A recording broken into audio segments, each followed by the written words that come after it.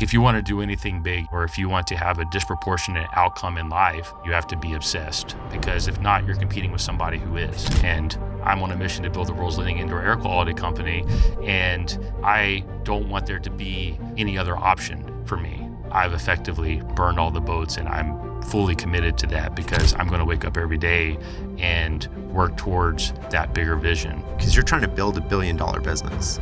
I'm not trying, I'm going to do it. I love that you corrected me. I scale from zero to $250 million a year, and in the next 5 to 10 years, I intend to take that to $1 billion plus. Talk to me about building that from the ground up. Sort of like, how do you go from that? How do you determine what the next step is? You know, people always talk about money being the limiting factor in starting a business or doing something new. I think that the reality is the limiting factor for most people is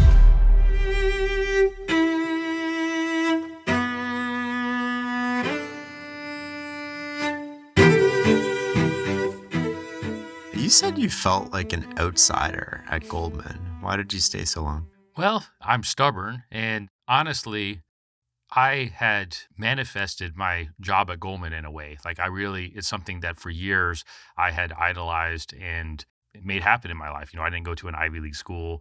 I didn't come from a rich Northeastern type family that had, family and private equity and all the traditional feeders that lead to a finance career normally. I went to the George Washington University, and about my sophomore or junior year, I really decided I wanted to go into finance, and the premier place to work was Goldman Sachs. And so I became very obsessed with working at Goldman Sachs. And there's no pathway from the George Washington University to Goldman Sachs, at least not at the time. It's just not how they hired and recruited.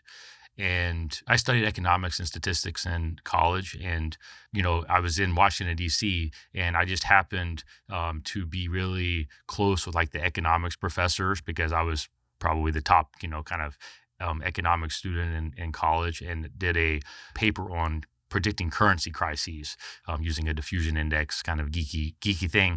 And my professors were really impressed by it and kind of ended up forwarding it to somebody within Goldman that saw it. And then I ended up interviewing within the economics research department.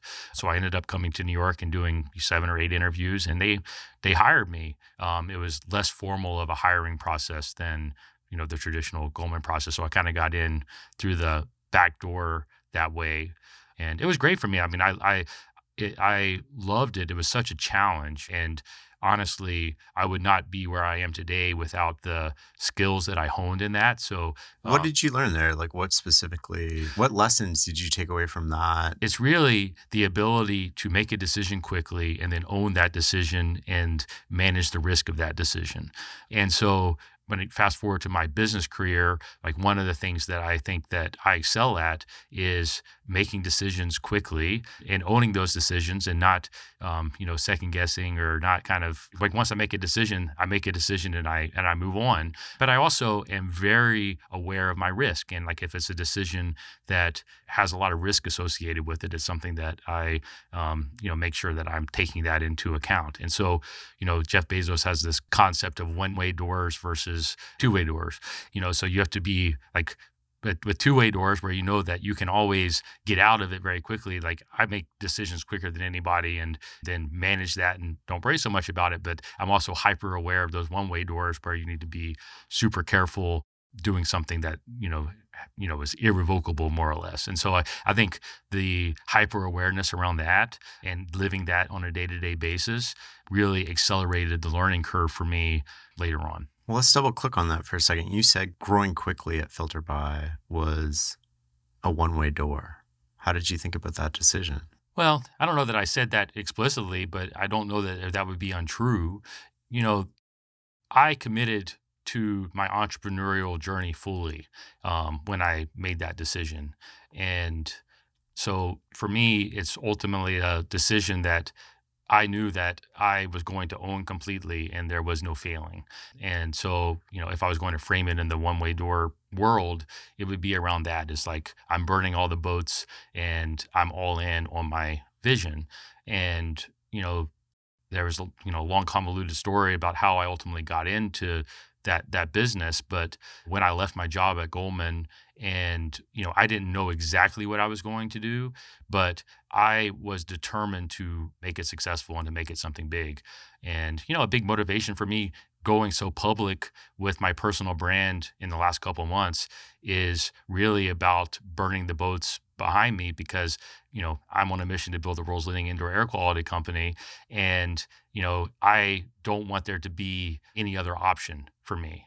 And I know if I come here and I tell you that, and I tell the people that are watching that I've effectively burned all the boats, and I'm fully committed to that, because I'm going to wake up every day and work towards that bigger vision. And so that was a very calculated one-way door, as you put it, because I don't want to give myself any other alternative. I love that. You mentioned the word obsessed earlier. That seems to take a negative connotation in culture, but I think you embrace it. Yeah, I mean, I think if you want to do anything big, you have to be obsessed, because if not, you're competing with somebody who is. And it's completely okay not to be obsessed. I mean, and not to be super driven, or like there's nothing wrong with not having that. But if you want to be the best at something, or if you want to have a disproportionate outcome in life, then you have to recognize that you're competing with other people that are obsessed. And so I think that you're being quite naive to believe that you can achieve anything big competing with the world's marketplace without being obsessed. And so, I think that, it just depends on what you want out of life. Take me up close. What does obsession look like? What does it look like on a day-to-day basis? And what are the tolls or the costs that people don't see? I have owned Filterbuy for 12 years, more or less, and there's not a day I don't wake up and it's the first thing I'm thinking about 7 days a week. If I go on vacation, there's no not checking in, or no not thinking about it. I actually view vacation as a great time for me to mentally reset, but that reset comes around framing about, hey, what is my next move going to be, right? So there is no other part of my business life outside of that. I mean, I'm fortunate to I do have a great family, and I think it's possible to have good personal relationships and, be a good father and whatnot. Like, I don't think that those things are mutually exclusive, but I don't have any hobbies. It's my family and my business, and that is my life. And I wake up every single day, working on my business and thinking about how I'm going to grow it and ultimately build out my vision. And that is what obsession is. I mean, there is no, like, there was some controversial post a few days ago about how people shouldn't work on weekends, and talking about the importance of work-life balance and stuff. And everybody's different, and that's completely fine. But for me, my lived experience is, if I want to do something in a big way, then I have to be all in on that. And for me, that's burning all the boats, and waking up every day working towards one vision, and that's what it looks like for me. After you had the first plant up and running, how did you decide what next? Walk me through sort of like, how do you go from that? How do you determine what the next step is?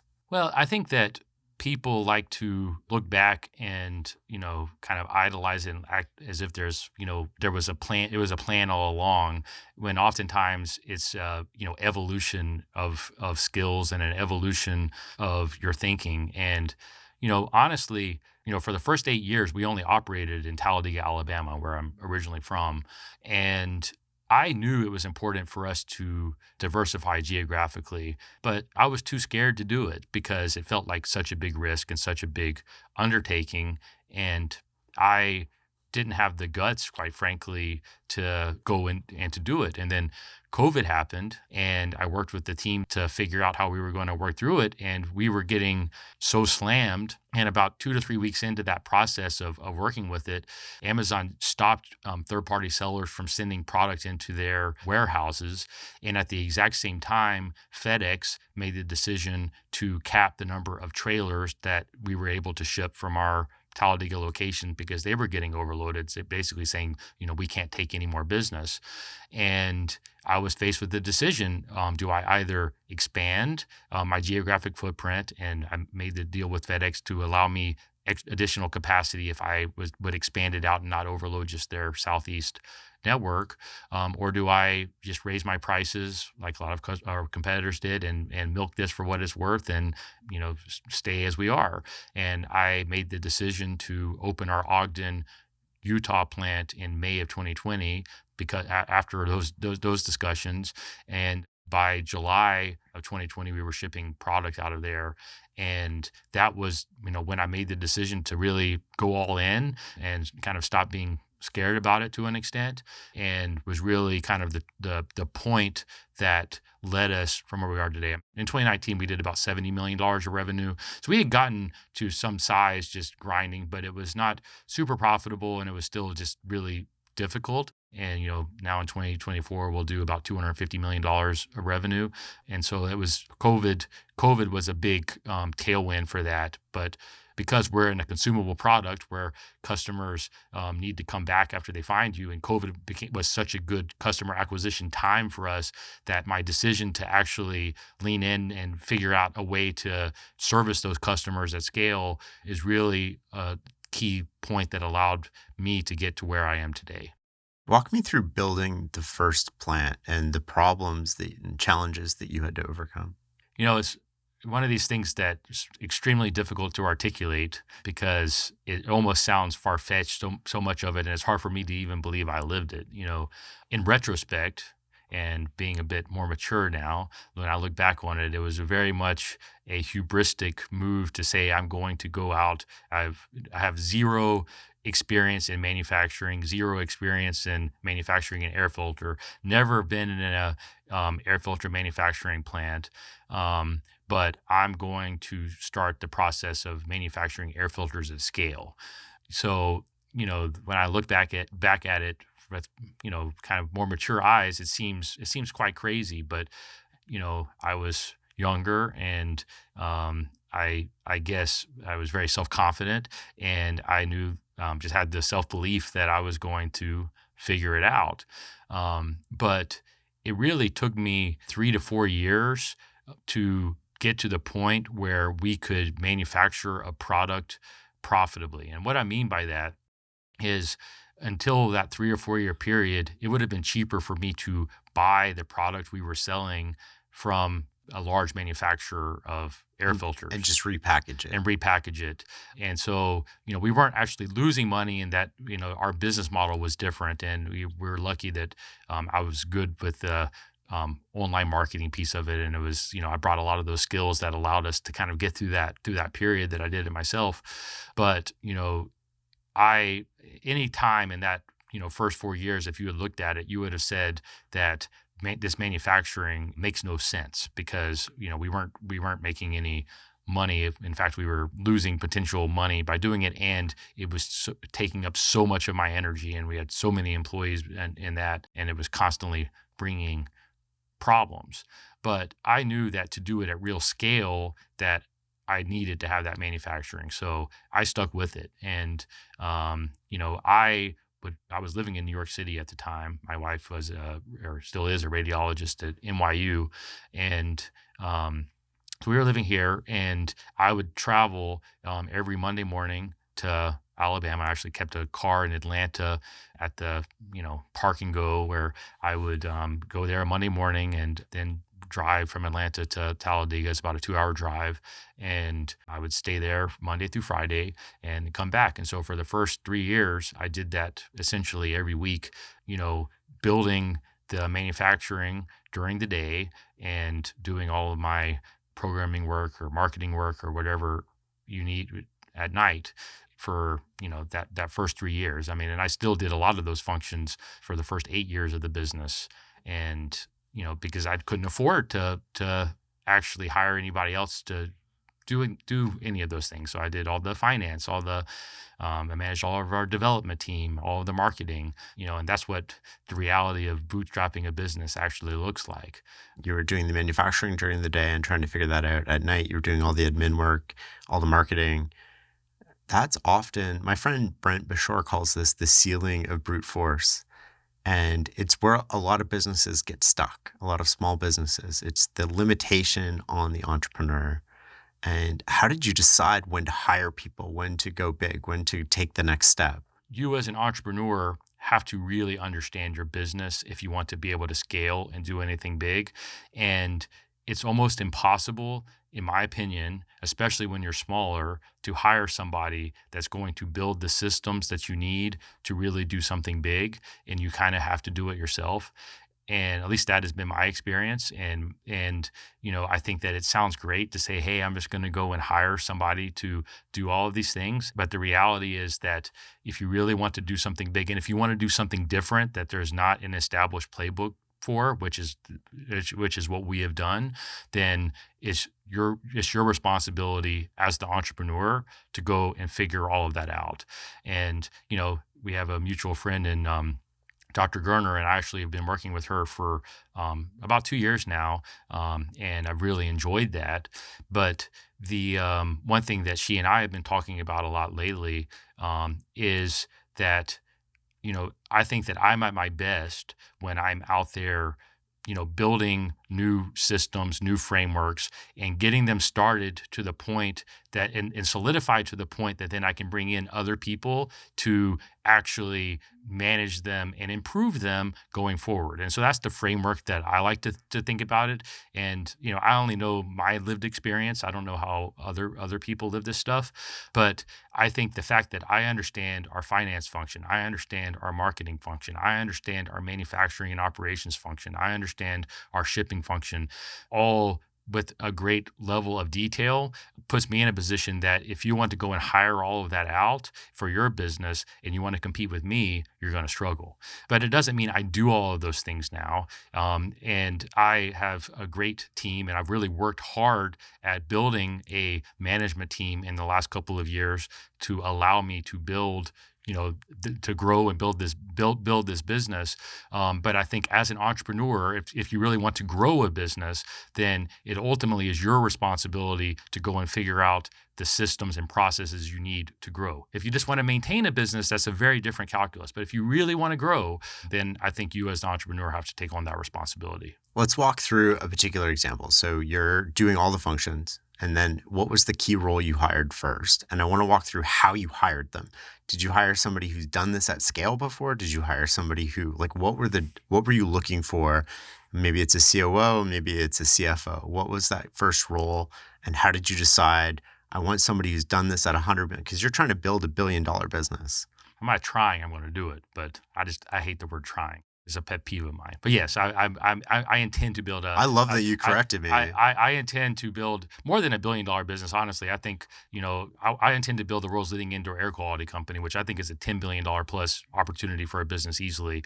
I've scaled from zero to $250 million a year, and in the next 5 to 10 years, I intend to take that to $1 billion plus. I don't like putting an exact timeline on it because I don't believe that that is even that helpful, but that is the trajectory that we're on. And, I think we need to have an honest discussion about what you're talking about, because I am not the poster child you're going to put up for great hiring practices for management teams and I don't want the poster child. I want the raw, real. The reality is I've been in this business for 12 years, and basically there's one person there that I hired 4 years ago, and they were my first marketing hire. So I'd had some people that had kind of helped along the way. So if somebody's watching this, there were a few other people that came in and out, but I effectively did all of the marketing for the first 8 years.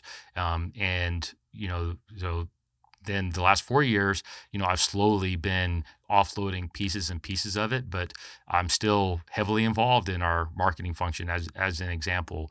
But, now, like 18 months ago, I hired a CMO to be our chief marketing officer that oversees our marketing team. And she was probably the first of the higher level hires that I actually made. And she's still with us today. And, late last year and early this year, I really focused on recruiting and learning how to build management teams. I studied a lot of the operating systems that you hear people talk about, like Traction or the Rockefeller habits, which have a lot of similarities and overlap, and really did a lot of soul searching about how am I going to put together the management team for me going forward. And I worked with a couple of recruiters and hired a CFO and a VP of ops to handle both the finance and the operations function, that have been with me for 6 to 8 months now, and I'm very happy with how we're how that's progressing. But it's really very recently that I've really started to figure out how to do what I would call management level hiring.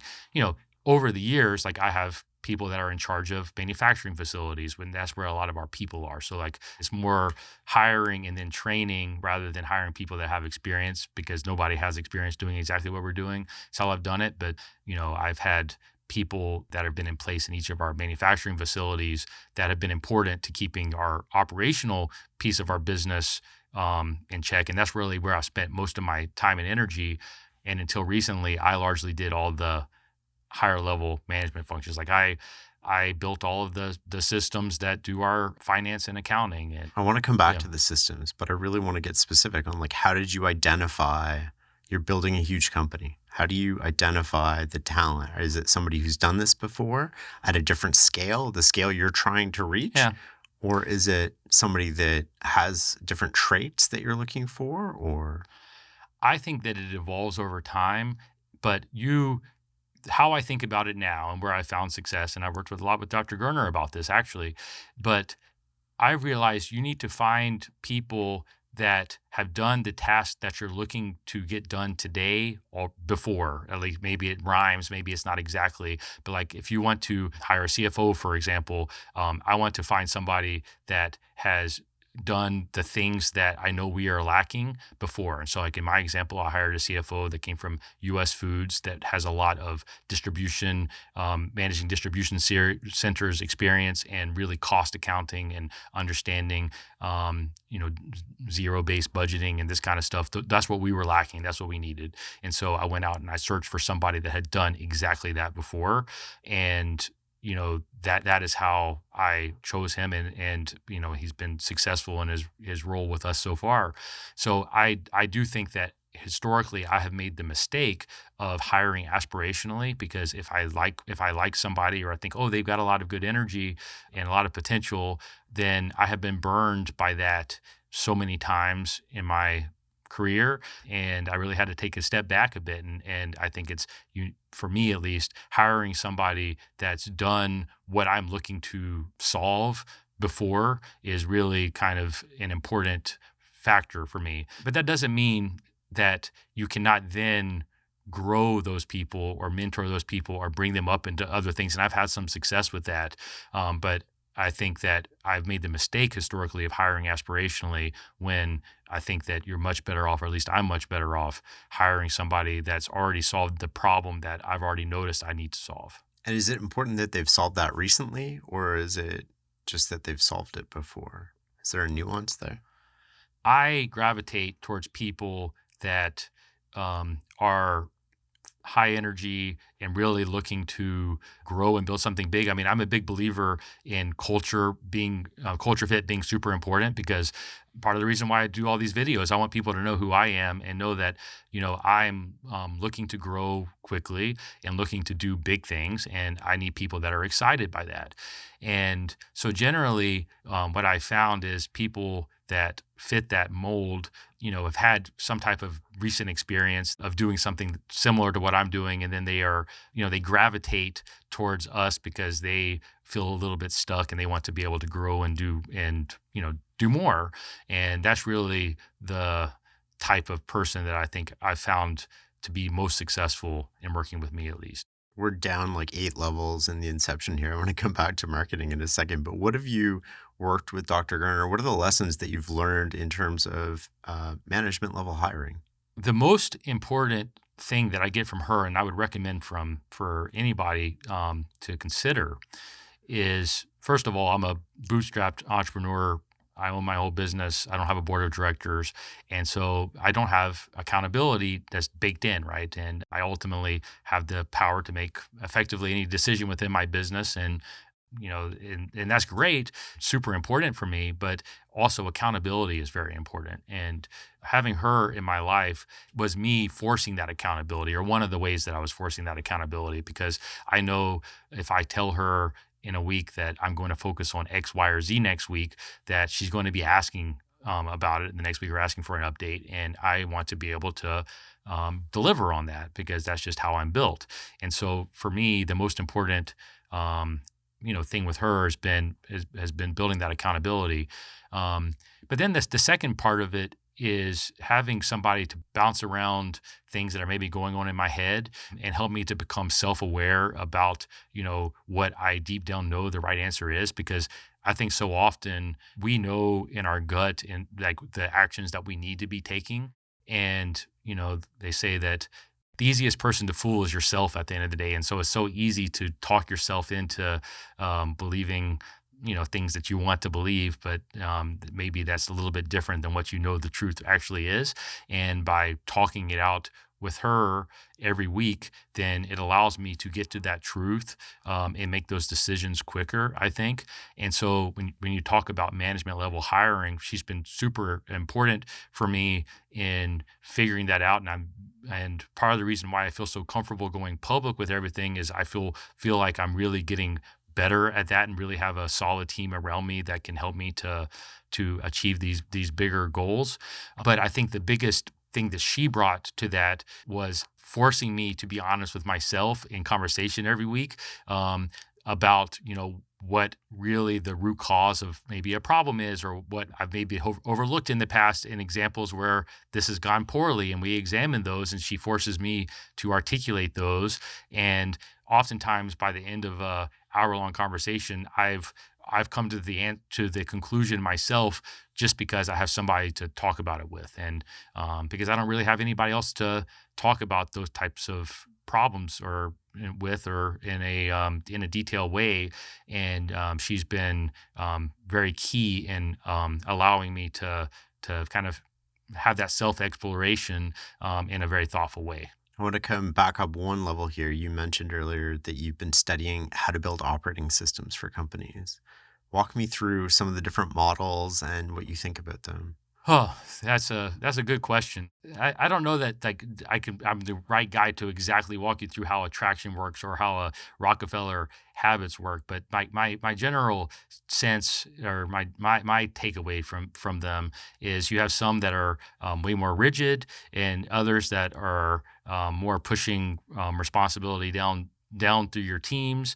You have some that are very rigid about recommending like only X number of people can report up to one person, and they hold them closely. And then I look at it in the context of a business like ours, where we do so many different things that it really actually makes no sense.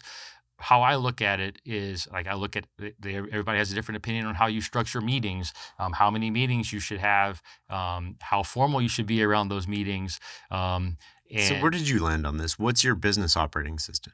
for me, it is different based off departments, because like every department is different, and that was kind of the nuanced thing that I found. So like how we operate within our marketing department is very different than how we operate in our manufacturing facilities, for instance. And so I have one person who I should mention is I have a chief of staff named Corinne, who actually gave me COVID when she on her second day of the job, when I'd hired her here in New York just before COVID, just before the COVID lockdowns. And we always laugh because she gave me COVID, and she was my executive assistant at the time, and then was very instrumental in helping me manage the people part of our business through COVID up to now. And so now she has the title of chief of staff. And so she's the one that would kind of be responsible for helping me in this organizational structure, more or less. And so, we really in the last couple of years have started to outline how we expect different departments to operate and behave. It's like in our manufacturing, where like some of our manufacturing plants have 350 people or whatnot there, that do various functions, from shipping to actually manufacturing, to material management and this kind of stuff. Like we actually built out like a model for that specifically, that works for us, with the performance reviews and like that are geared towards that type of employee.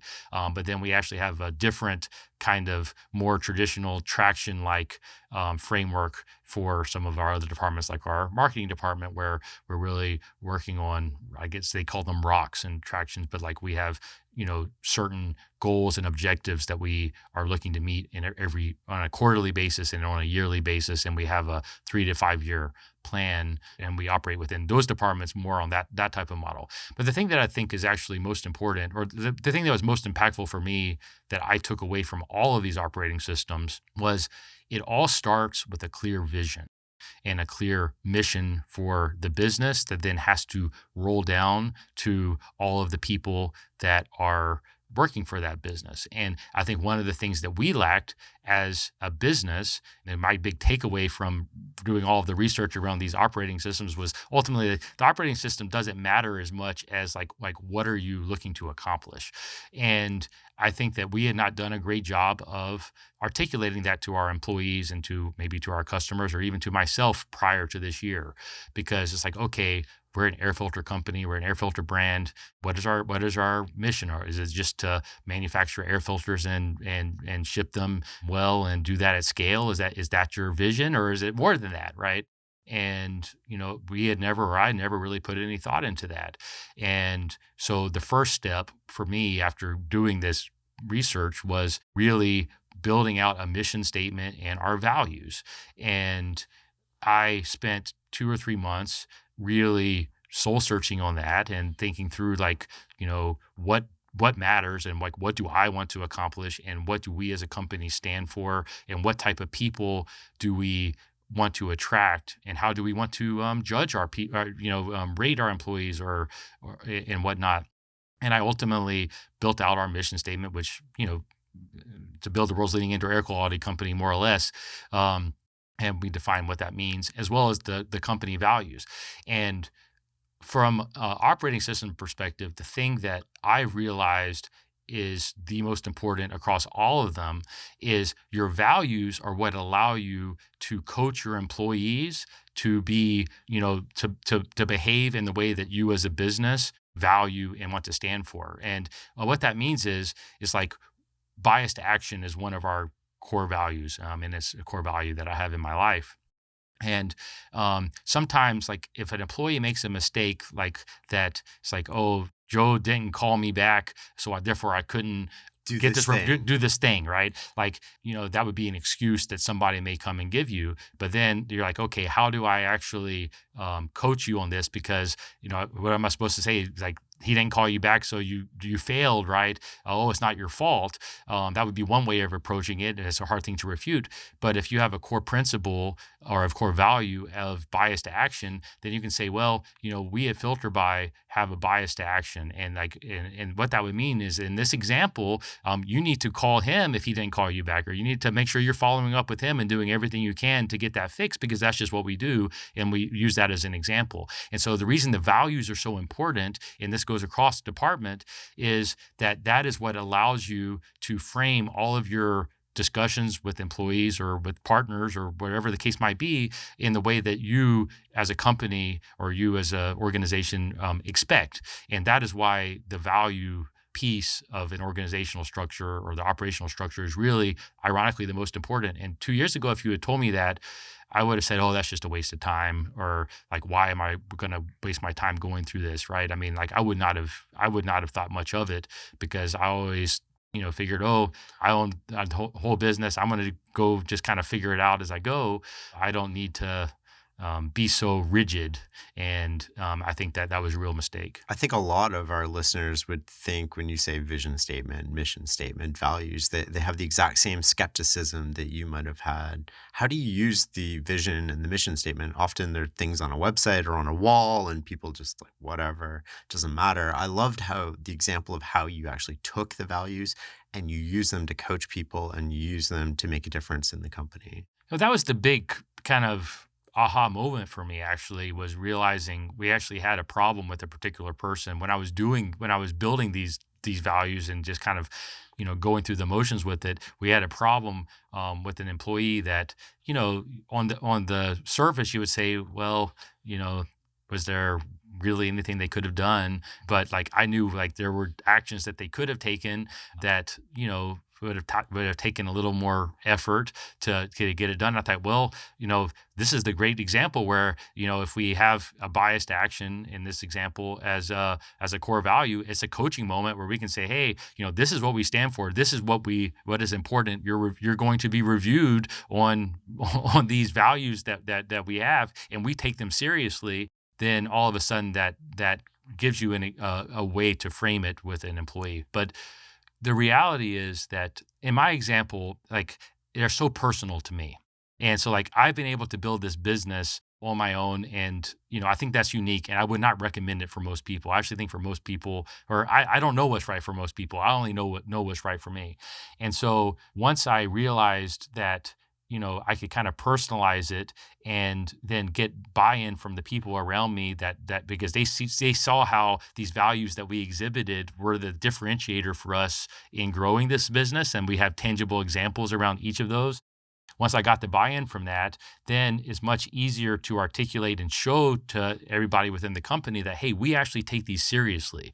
And we give out an Employee of the Month award now that we started earlier this year, where we highlight somebody that actually exhibited one of our core values. We pick a different core value every month, and we find somebody that actually exhibited that and use that as a kind of coaching mechanism or as a way just to reward somebody who is living up to our values. And so like once I realized how powerful that could be, then I really I really bought into it. But the key is they have to really be true. Like you can't just make them up. I think that so many people go through the exercise and it's aspirational. And it's great to be aspirational, but if you're not willing to actually live by that, you yourself first, but then also, if you have somebody that maybe is a high performer, but is clearly not consistent with your values, you have to be willing to part ways with them, even if that's going to be tough for a while for your company.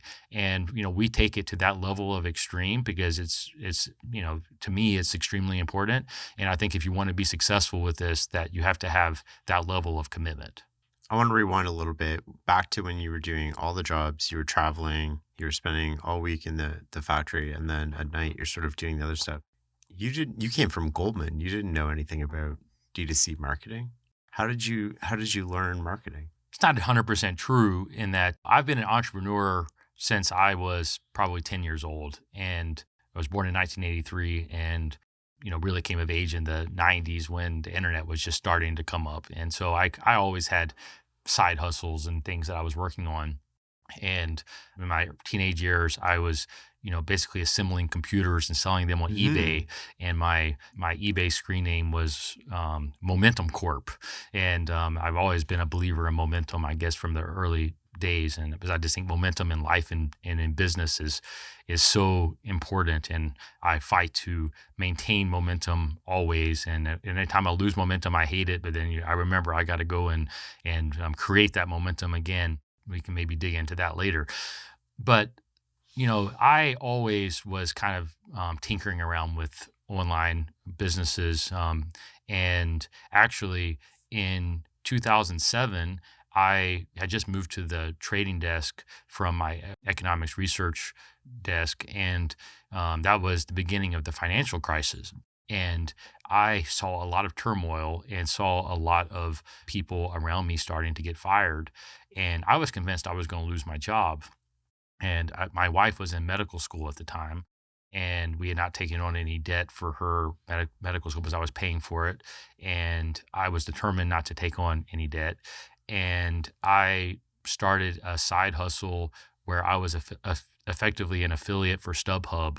And it was quite scammy what I was doing. I was using Craigslist as a traffic source where I had a team of guys in Vietnam who were helping me to basically spam Craigslist to get traffic to a site that then ultimately would lead them to StubHub and I would get a commission. But, in 2008, I made about $500,000 that year just, on this side hustle doing affiliate marketing. And at the time, I realized that there's obviously a lot of money to be made in this kind of world. Wouldn't it be great if I owned the whole offer, like rather than being an affiliate, if I owned my own product, so to speak. And I started a company called My Office Delivered, where we were effectively drop shipping office supplies. And in 2009, sold $6.5 million or so of office supplies, primarily on Amazon. And when I looked at the actual underlying data of it, about 60% of that was either air filters from a small company in Creole, Alabama called Filters Now, or ink cartridges. Those are the two big markets, or the two big things that drove a large portion of our revenue. So then fast forward into 2009, like the financial crisis ended up being great for me from a career perspective, and I got promoted and my career really took off, and I ended up shutting down that business because I didn't have the energy to continue to do both. So I shut it down. But the reason I give you that answer, and it's something I talk about a lot with people, is people always talk about money being the limiting factor in starting a business or doing something new. And I think that the reality is the limiting factor for most people is the skills and the curiosity. And I, from an early age, was building those skills, building the online marketing skills, building the entrepreneurial skills that ultimately I'm still honing today. And it's just been an evolution over that long period of time. So it was something I was curious about from an early age, and kept tinkering and figuring it out. And so like by the time I actually started the business, it was just a culmination of me, of all of those skills that I had already started to build, and then I just continued to build them, and I see opportunity and I lean into that opportunity. And I think that is the reality of how most successful people operate. And I think that, people are always looking for that cheat code, or, that aha moment that's going to then change their life forever. And, if that happens for people, I've certainly never experienced it.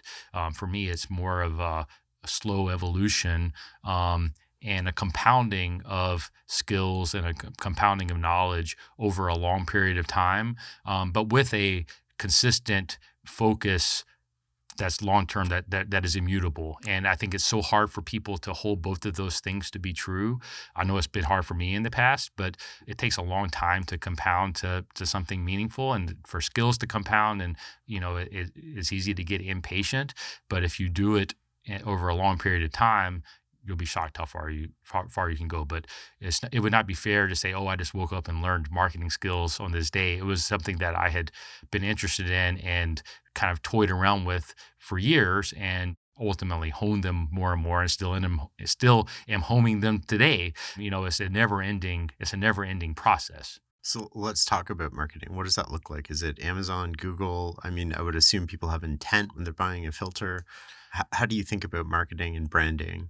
Yeah. So branding and marketing are two very different things to me. And we can go as deep as you'd like on it, but I actually would like to start with the brand a little bit, in that I, from the very beginning, was focused on building a brand. To me, like if you look at any big company that stands the test of time or has, real value, it's really the brand. Nobody is searching for, or there are people that are searching for shoes, and there are people that are searching for Nike. You want to own the company that is Nike, because then you have no competition. If somebody's searching for Nike, they're only looking for you. If there's somebody searching for shoes and you have to compete with all those people that are selling shoes, that's much harder game and not likely to stand the test of time. And so I recognized that early on, and it was important to me to build a brand. But you don't build a brand overnight. It's much like a reputation. It takes a lifetime to build, and it takes a second to ruin, and that's just true. But from the beginning, I really focused on branding, and, there's lots of nuances that go into that, but simple things like how we package all of our products, and like a lot of our competitors, especially early on, didn't do any packaging at all. They were just putting, generic filters into a box. And we've really, gotten more and more, much better over the years at really differentiating within our brand. And like we've actually rolled out some new media with a partner with Kimberly Clark to do it. And like we really kind of innovated and work to make sure that we have a best in class product that people see, they resonate with it, and ultimately led us to launching in Walmart 2.5 months ago, which retail I think is something you may want to double click on later.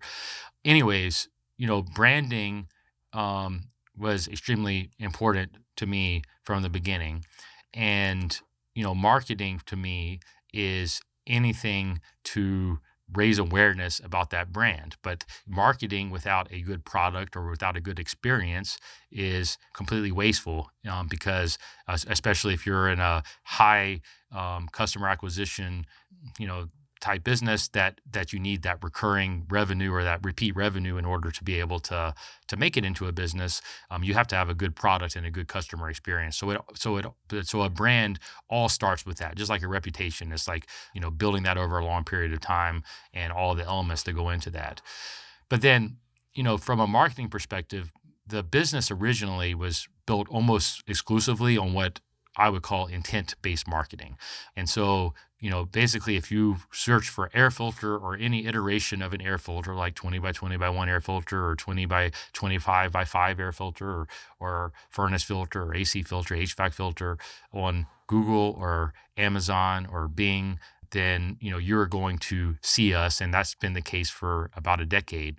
Early on, my strategy was I wanted to suck all the oxygen out of the market, in that, I knew we were vertically integrated, and that means that our cost of delivering a product to a customer is as cheap or cheaper than anybody else's possibly could be. That's part of the nuance of our business model, because, we are completely vertically integrated, and we're really in the logistics business, not the air filter business. We manufacture an air filter for about $2 and sell it on average for 12. Unfortunately, that's not all just profit between the two. There's a lot of logistics involved in getting that product to the end customer. But because we've optimized all of that, I know that there's basically nobody that can compete with us on price, if that was a deciding factor that I wanted to go out and compete on. We don't compete on price. It's just not something.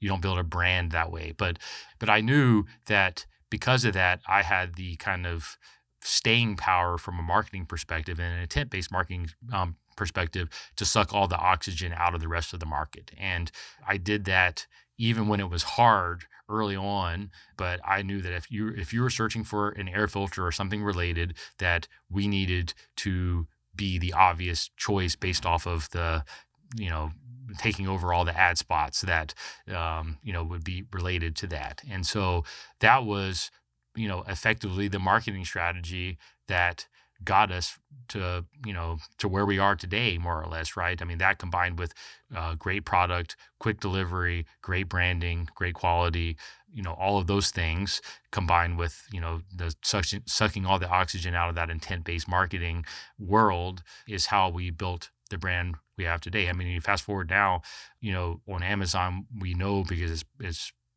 we have access to the data. It's pretty public. Between 1 in 4 and 1 in 3 filters purchased in the furnace filter category on Amazon is one of ours. So like we really taken a ton of market share in that specific category just off of that long-term marketing strategy. How do you think about turning an Amazon customer where you don't get the data yourself, or do you? Are you shipping? Are you doing all the logistics? We fulfill 100% of our orders on Amazon. So you get all the customer data. I mean, we get their address. I mean, we have to ship it to them. Do you get their email address and stuff? No, you don't get their email address. But I know the question you're asking, and I think it's the wrong question, and I'll tell you why. Tell me why. If you are a brand, if you're a CPG brand, your goal should be to sell and be wherever your customers are. And I shouldn't care where you buy my product. I just want you to be buying my product. And so like 60% of product searches start on Amazon. That's just a fact. Yeah. So like if you are selling a product that you for whatever reason say, oh, I don't want to sell on Amazon, then you are basically ignoring 60% of your potential buyers. And so like from the beginning, and a big motivation for me starting this business and the way that I did is I wanted to build a brand and a product that I could work with companies like Amazon rather than trying to compete with them. And when you own a brand and you own all of your manufacturing, then we're in a unique position to be able to do that. And like it goes back to that earlier experience I had. I told you in 2009, a long time ago, I sold $6.5 million of office supplies on primarily on Amazon. Like that was where I saw all these people were buying stuff. And so to me, the opportunity was, I want to find a product that I can sustainably sell on Amazon as a channel because I know that that's where the customers are. And so I think anybody that kids themselves and says, oh, I'm too good to sell on Amazon or I want to ignore it is just incredibly naive. I think the question that I was going to go after was more about a lot of people spend a lot of time going, yes, I want to be on the Amazon channel, but then I want to take that person that buys on Amazon and convert them into a direct relationship. Because with Amazon, I don't own the relationship with the customer.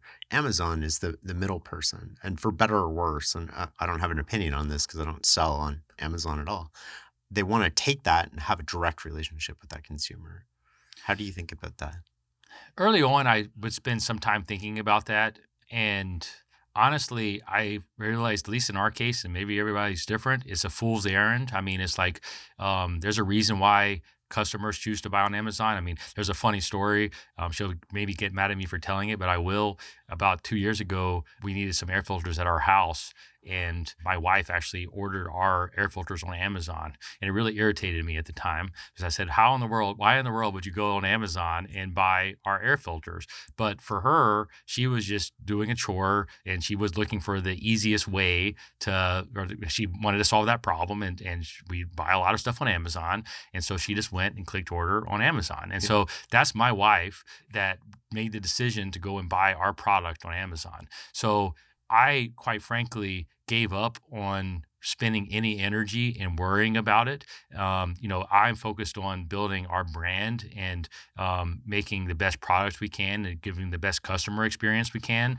And if people choose to buy on Amazon, then that's great. I don't care where people buy us. Early on, I thought I would never get into retail, to be honest with you. And here I am. We just launched in 505 Walmarts and really have a big retail strategy going forward. 84% of retail transactions still happen in store. So, I can sit here and say, oh, I'm just going to sell online because I want to be a pure direct to consumer company. And that's fine. But to me, that is very short sighted and you're losing a lot of potential customers in that process. I mean, that's the decision that you're making, but you have to at least know that you are making that decision. So that's really how I think about that is I've really stopped thinking about it. If that makes I any love all sense. the detail. Thank you for this. Keep going with this. Do you outsource the marketing to somebody else or do you have it all internally? And is that important and why? It's mostly internal. We do have an agency that we work with that I hired a few years ago that does manage some of our ad accounts that are more on autopilot, but it's just keeping best practices and keeping, things together. Like I built out all of our intent-based ad campaigns. Our budget next year is $42 million for our marketing in general. So like we spend it's a $42 million line item for us, at least going into next year. I think it was $38 million this year. So it's a big line item for us, and we manage most of it internally. But what's so interesting still to me, my marketing team may not like to hear me say it, but it's like most of that money is still built on ad campaigns that I effectively launched 12 years ago and honed over that period, or 10 years ago. In Amazon's case, they rolled out their advertising a bit later, but it's not like those things have shifted all that much. One of my big goals personally, I really am going all in on brand and on building the world's leading indoor air quality company, and we're getting into the service business and doing some other things. And so for me, the next kind of step of marketing is building top of the funnel brand awareness. And that's part of the reason why I'm going so public now. And then we're going to start alongside me. I'm going to have people doing the same thing for the core Filterbuy brand that may appeal to different demographics than I would appeal to. And we're really kind of going all in on, that top of funnel brand awareness. We gave a Jeep away last year. We're doing big giveaways every month. We're doing things that are, not related to air filters, but that get us into a customer's mind. That's kind of where our marketing is going, and almost all of that's done in-house. You mentioned retail earlier. Why retail? Well, like I just said, 84% of transactions still happen in a store, whether you like it or not. And I just realized that, you know, I know I keep coming back to it, but I truly am mission driven. I really live that. And I just know if I want to achieve my mission, that I need to be where the customers are. And a lot of those customers are in retail. And as I tell the retailers, they offer a very different value proposition than we do. And I think it makes sense that they exist and we exist. And that, for us to get our shipping economics down, we incentivize customers to buy, a 4 or 6 pack at a time, because that's where you really get the best value, or we can deliver the best value to a customer. So online, on average, we ship 5.5 filters to a customer at any one transaction. But in retail, because it costs us the same to ship every single filter, whether it's wrapped in 4 or 1, it still takes up the same amount of truck space. We can give them 1 packs, and they can compete in retail with our 4-pack per unit price on the 1 pack on the shelf. And so they're offering a different value proposition to the customer. The customer obviously has to go ahead and pick it up, and they have to do that extra work themselves. But if they're already there, maybe it's something that they would like to take. But for me, also as a brand, we now are selling between 10 and 20,000 units a week in Walmart, and that's 10 to 20,000 potential new to brand customers a week that we are reaching just in our kind of trial 505 store period in Walmart. And so for a brand, that's a huge potential future customer acquisition channel for us, right? Because you have all these people that are now being exposed to our brand that maybe weren't being exposed to it before. And so that's really the motivation for going into retail. Why do people buy air filters? Like, what makes them buy your filter over 3M? Is it price? Is it convenience? Is it I like how you put in versus 3M, our arch enemy, or at least they think so, although we're actually in very different games. There are a lot of factors, and it's a simple question that is a little more complex. Take a little bit of a step back. One of the things that makes us the most unique, I think, is that we sell to both the residential and to the business-to-business market. So like business-to-business is actually our fastest growing segment now, where we sell, direct to hospitals, hotels, gyms, you name it.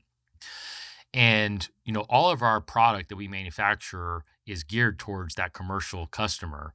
And so it's, a, higher quality beverage board, and a double-sided frame, and like little nuanced type things that really make it a quality product that can stand up, even if it was put on an outside air handler unit.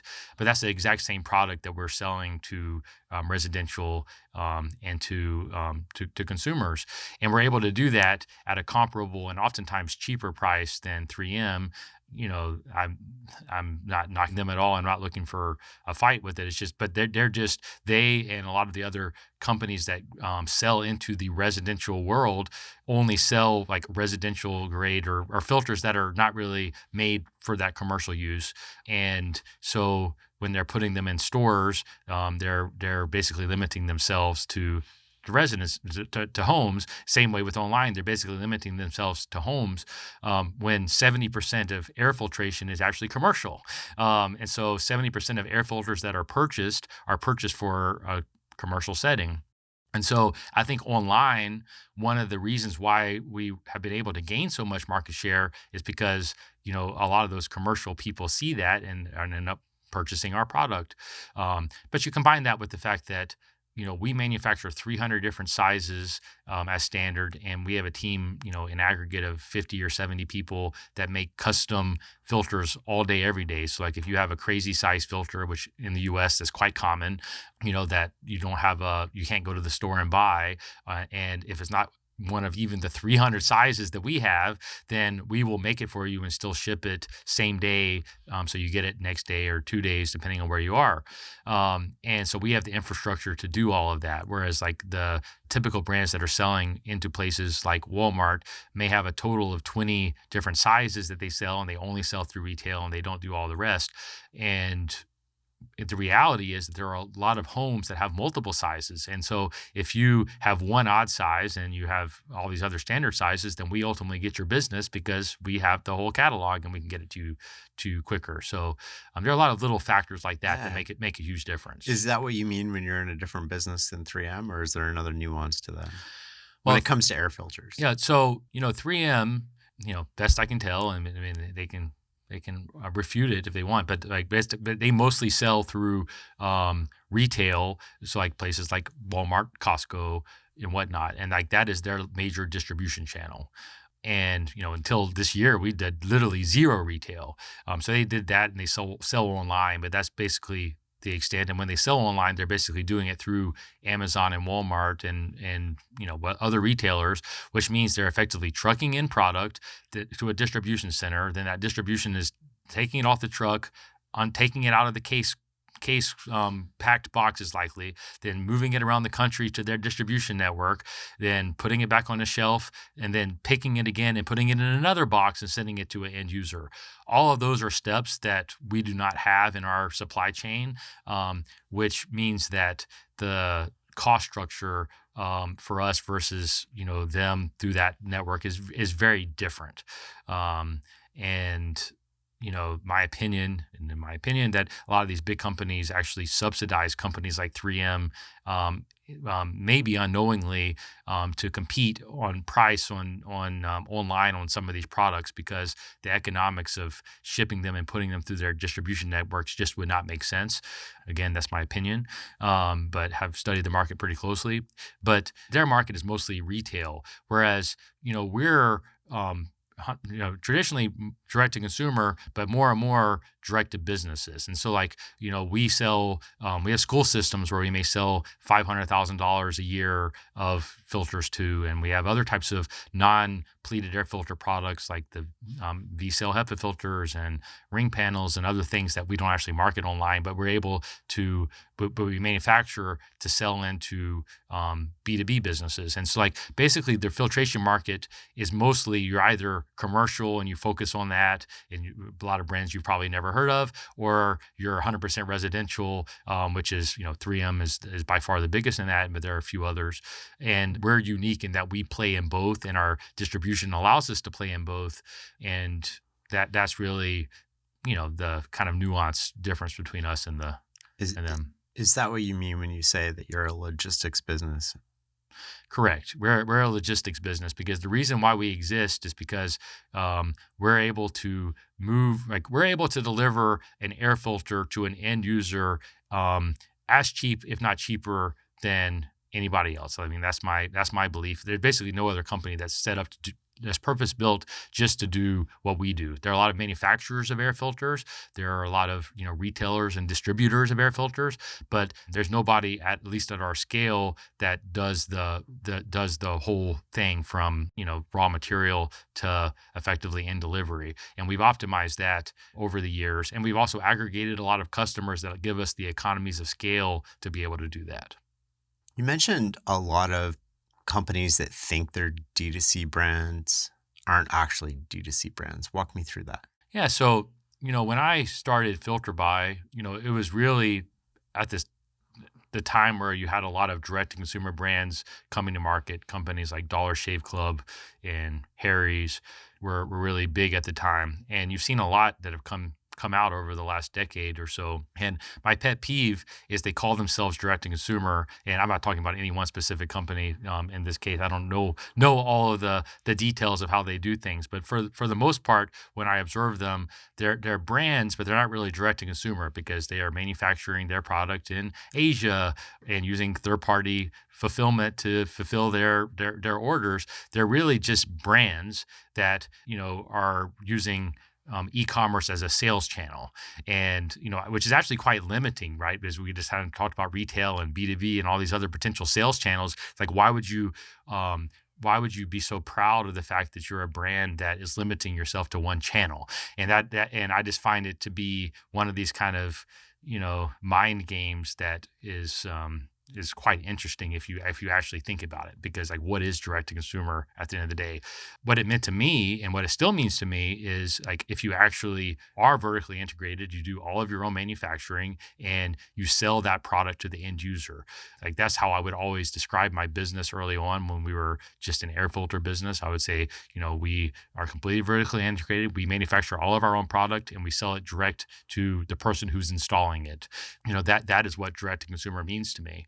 But basically every direct to consumer quote unquote brand that I'm aware of is effectively manufacturing their product with a overseas contract manufacturer, putting their name on it, and maybe they're doing some innovation in the product itself. I don't know, but they're putting their name on it, and then they're bringing it into the U.S. and using third party fulfillment to sell it. And that's not direct to consumer. That's just a brand using e-commerce as a primary sales channel. And I think that if that's how it should be spoken about. And I actually have no interest in being anymore. I do not want to be considered a direct to consumer brand. I want to be an indoor air quality brand. I mean that's really what I want to be, because I think direct to consumer is so limiting. And I think words and categorization matters, and so you need to be really thoughtful about what it means if that's what you're pursuing. Speaking about words that matter, one word we lingered on earlier, we're still in this rabbit hole here a little bit, was momentum. Yep. Talk to me about what it is, why it's important. Oh, momentum is everything. And it's such an intangible thing at the same time. In life, and in anything, you're either progressing or you're regressing. There's really no there's really no steady state in reality. I mean, like our bodies deteriorate over time with no activity. There are just so many examples of this throughout life, and in business and in personal life or in health, I think is very much the same. It's like you have you either are improving and building on something day in day out, or you're declining. And the reality is that once you go through these periods of decline, even if it's micro periods of decline, it's oftentimes so hard to get your, positive momentum to get to that improving again. And I've actually experienced it some this year, in that, in a business, you kind of ebb and flow. Like I feel like you go through times, or at least I experience times of kind of growth, and you're pushing forward, and you feel all this positive momentum. You're doing things, and then for whatever reason, things kind of settle in a little bit, and then it gets a little bit harder, and then you have to reignite that momentum again. And we had a lot of technical issues over the summer, including on Prime Day. I actually did a short about this, but we had a big Prime deal that was running, and by some glitch of the system, I got a call at 3:00 in the morning from someone at Amazon that our deal was not running, and they were looking at fixing it. I got up, started monitoring it, and by 9:00 in the morning, like still nobody could purchase any of our product that was on a deal on Amazon, and I had to kill that deal just so we could go back to being viable. And normally we would have expected an incremental $2 million or something of revenue on that deal that we didn't get. But I use that as an example because we had a few things like that happened, that just stuff happens when you're in business, and we had a much slower kind of few months in the summer than we were expecting, and I hated it. But I'd actually just hired a new CFO a couple months before, and he really took it personally, and he was I think maybe even a little bit worried. She's like, wow, we had all these kind of problems stack up, and but for me, I've been through that kind of situation so many times it didn't even bother me. And we've actually now as a business gained a lot of momentum, and we're really kind of over indexing now from what we would have expected a few months ago. And that came from a conscious effort to really build momentum and build like all the building blocks that you need in order to get that momentum from, from marketing and from, sales and all the things that go into that. And it's just day in, day out grinding and pushing all of those things forward. And then you wake up one day and you're like, wow, we're over indexing again. And it's because you built that momentum in your system to allow that to happen. And I've done it so many times in so many aspects of my life that I know, like, inherently when I've kind of lost momentum, or maybe I've lost focus on something that's important and I need to regain it. And I can consciously, push that momentum forward, or do the fundamental things that I know I need to do in order to regain that momentum if I repeat that consistently over some period of time. So it's definitely a muscle that you build. But that's how I feel about it. And I think so many people have bad things that happen to them, and like, rather than going back to the fundamentals and like, hey, how am I going to start to dig out and regain that positive momentum in this? They linger on it for too long and let it atrophy, and then it's much harder to get that momentum. So anytime I see things, whether it be in my health, a relationship, or business, so anytime I see things that are like starting to show some cracks and starting to slow down a bit, then I'm very conscious of that and say, oh, what do I need to do to get back to fundamentals to be able to put myself back on the path that I want to be on? What are the core fundamentals you use personally? Well, in doing this YouTube series, I've actually thought about this a lot. And so I do have a few traits that I can speak about that are important to me. But the very first one, which I recommend for everyone, but I whenever I say these things, is really a reminder to myself more than it is advice, although I think it is great advice, but it's focus. Time and again in my life, or really as an entrepreneur, I should say, is I've had the tendency to get distracted by a shiny object, or by potentially another new business model that sounds interesting or would be fun to pursue. And every time I've started one of those things, I realized it's a lot harder than it probably looks, and I end up shutting it down, or refocusing on my core activity, and I'm always better for it. And like, I started a freight business during COVID, and that I could kind of squint and say made sense because I'm in the logistics business after all, right? But it ended up being a big mistake, and I have a lot of examples like that.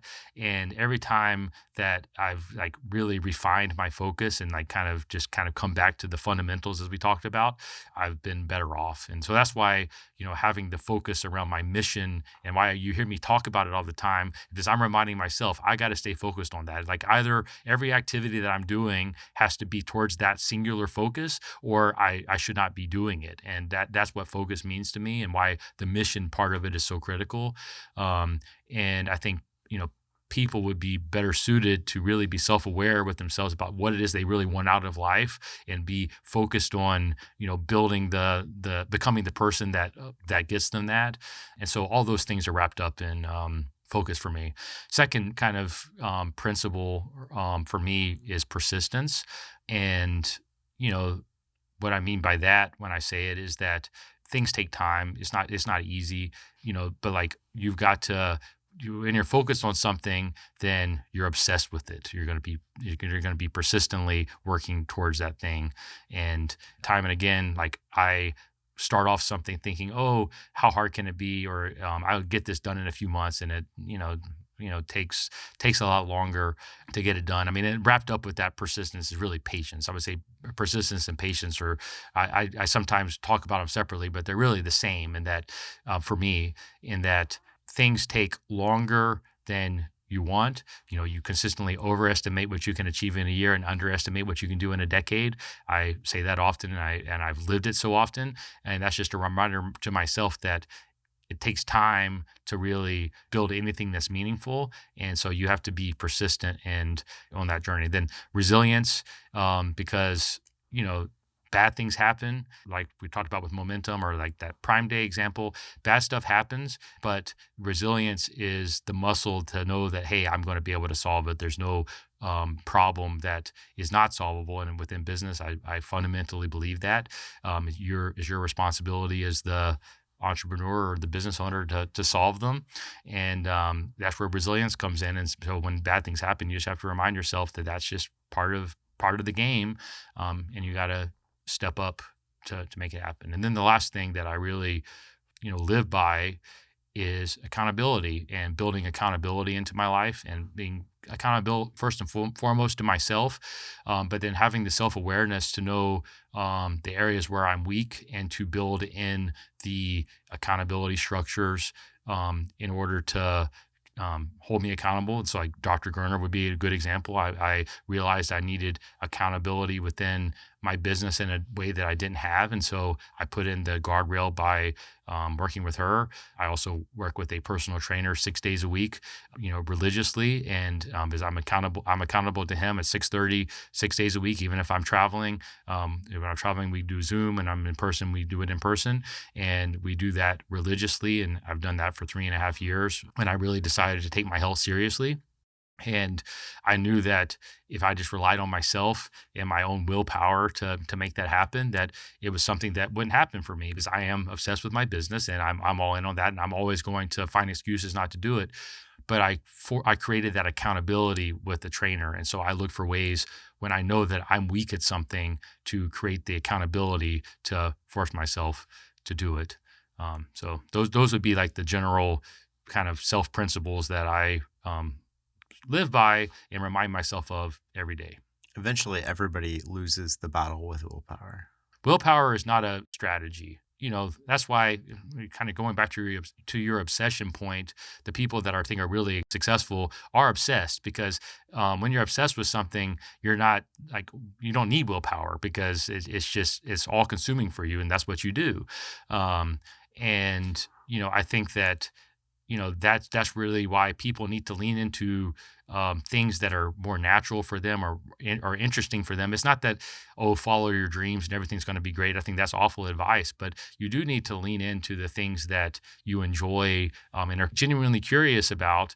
It's not like I enjoy air filters in and of themselves, but I love business and I love the puzzle of that. And there are lots of pieces of that I can easily become obsessed with that are wrapped up in it. And so I think that, figuring out where your natural curiosity is super important because that obsession wins, whereas willpower will break inevitably time and time again. I like that. Obsession wins, willpower breaks.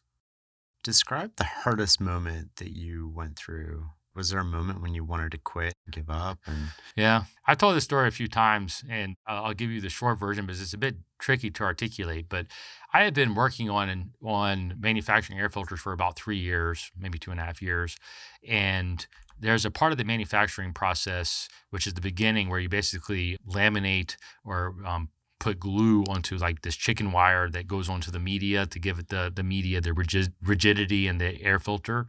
So it's called the laminator. And when I bought the initial machines, I bought what's called a cold glue laminator, which means like Elmer's glue type consistency that's goes on and then it dries, and it's supposed to dry before it gets rolled up into this roll that then goes into the next part of the manufacturing process. Well, there was a May in Alabama when it was super humid, and it was super humid in our manufacturing facility, and the glue was not drying. It was not drying in the way it was supposed to because there was so much water in the air. And so we were making all of these components or all of this raw material that's supposed to, feed our whole manufacturing process. And the rolls were ultimately getting stuck to each other because it hadn't dried properly and it became unusable. And so we were wasting about half of our raw material any given day, and which was extraordinarily expensive and also was keeping us from being able to manufacture the product that we needed for our customers. And I was panicking because I didn't know how to solve this problem. What am I supposed to do differently? And I started calling around like desperately and found a company in Indiana that had what's called a hot glue version of this laminator where you use hot glue rather than cold glue to do it, which I did not even know existed. And by some act of God, they had one on the floor that I've never had that happen since, where I was able to find a machine that was built to order. But for some reason, they had one on the floor, and I spent like $55,000, probably close to the last 55 grand I had to buy that hot glue laminator. I drove up on I rented a 20-foot Penske truck in Anniston, Alabama. I drove to New Albany, Indiana, got there about 2:00 in the morning. Woke up, got trained on that laminator all day that Friday, then drove through the night back to Alabama, and early Saturday morning trained the team on that hot glue laminator, and that solved all of our laminating problems. And if they had not had that piece of machinery in stock, I do not know that I would have been able to continue manufacturing air filters, because that was my breaking point, and I really didn't know how to solve it. But I ultimately found that solution and went and figured it out. And actually, you won't be able to see it here, but I actually have a scar on my finger where I almost cut off my finger on that machine. When I was training them, as I made a mistake, and like I literally almost cut off my finger that Saturday morning when I got back. So I have the scar to remind myself of that experience. But that was really the turning point for us, because after that, things started really coming together. But that was 2.5 years into my entrepreneurial journey, and I would not have had the financial or, quite frankly, mental staying power to continue to do it if I had not been able to find that solution. But it's also very formative for me in that ever since then, I've been hit with a lot of problems. Some of them seem seemingly bigger than that. I mean, and that's just life, and that's certainly life in business.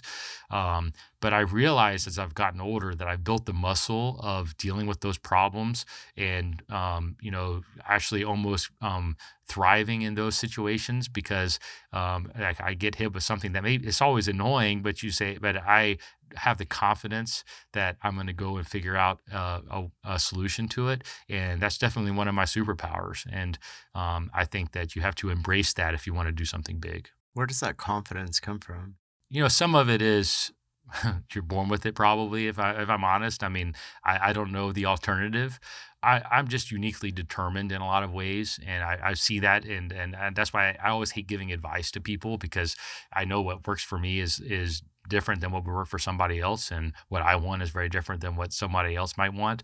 And I think I'm blessed with a lot of unique skills that allow me to do what I do. And I don't think that most people would be happy in living the life that I've chosen to lead. And I think that people need to have self-awareness around that. But I had two loving, wonderful parents that, you know, I think were very helpful for that. So, they definitely helped to instill that in me. And I think that, I would be remiss if I didn't give them some credit for that.